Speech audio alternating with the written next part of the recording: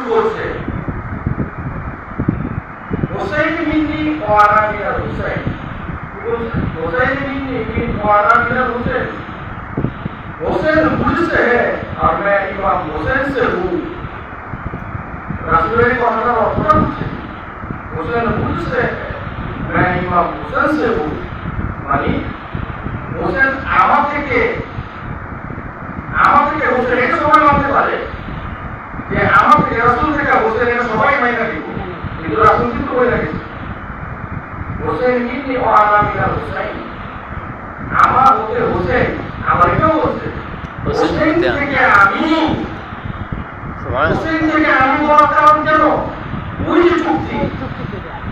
ওই চুক্তিতে যদি ইমাম হুসাইন আলাইহিস সালাম তার হাত না তুলতো তাহলে আমি মুহাম্মদের পৃথিবীতে আগমন করতাম না। ওই চুক্তিটা রাসূল বলছেন